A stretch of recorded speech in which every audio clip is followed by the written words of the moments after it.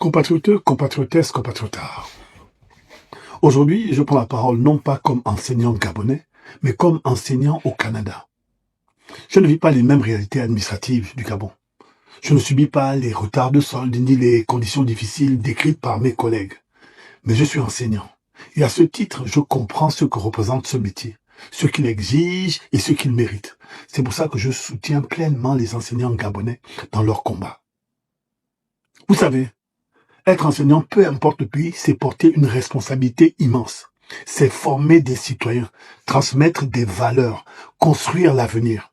Et quand un corps enseignant se met en grève, ce n'est jamais un geste léger. On ne se lève pas un matin pour bloquer un pays. On ne laisse pas des enfants, des élèves sans cours par plaisir.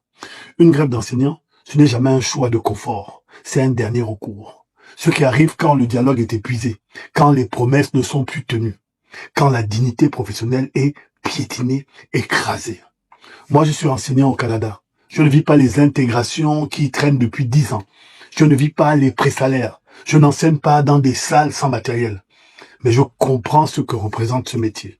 Je comprends ce qu'il coûte, ce qu'il demande et ce qu'il mérite. Et quand je vois des enseignants quelque part dans le monde obligés de se battre pour des droits élémentaires, je ne peux pas rester silencieux.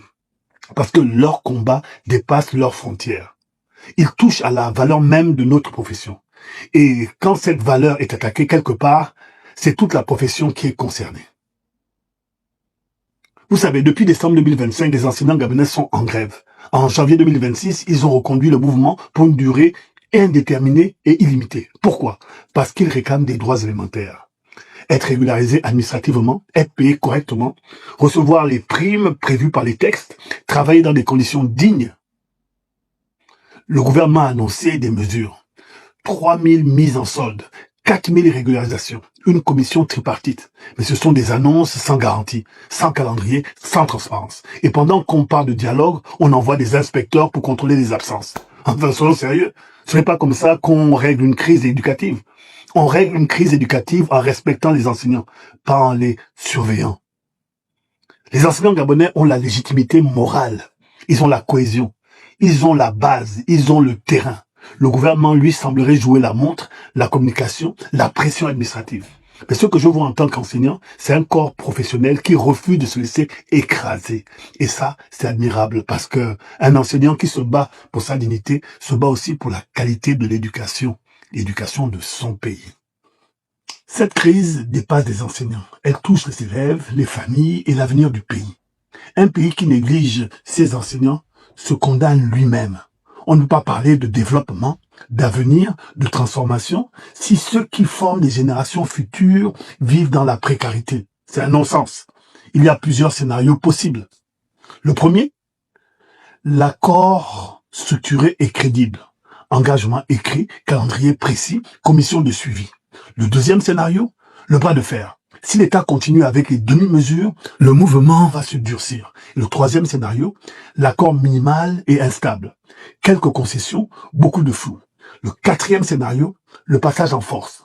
Sanctions, menaces, retenues, victoire administrative, défaite nationale. Le cinquième scénario, la médiation. Des acteurs neutres interviennent, c'est plus lent mais plus solide. Et permettez-moi de rappeler un fait que beaucoup semblent oublier. Vous savez, en 1990, c'est encore une grève des enseignants qui a déclenché l'un des plus grands bouleversements de notre histoire récente. Ce n'était pas un parti politique, ce n'était pas une élite, ce n'était pas une institution, ce sont les enseignants qui ont allumé l'étincelle.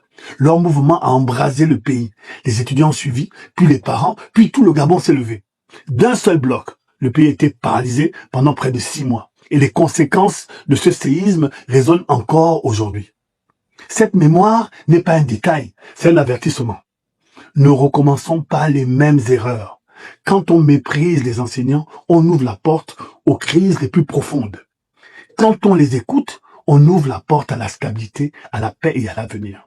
Et c'est précisément pour éviter de replonger dans ces erreurs, dans les erreurs du passé, que je m'adresse maintenant directement à celles et ceux qui ont le pouvoir d'agir. Parce que l'histoire nous a déjà montré ce qui est arrivé quand on ignore les enseignants. Et aujourd'hui, nous sommes à un nouveau carrefour.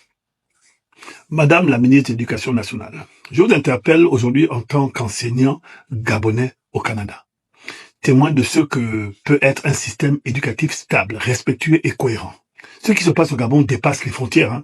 Quand des milliers d'enseignants doivent se battre pour des droits élémentaires, ce n'est pas un simple problème administratif, c'est un signal d'alarme national.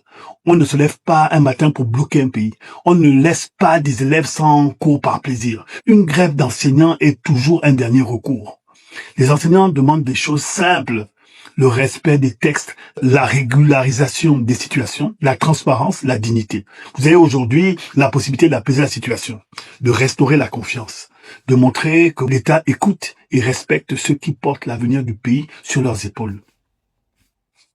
Les enseignants ont parlé, ils ont expliqué, ils ont proposé, ils attendent maintenant des actes.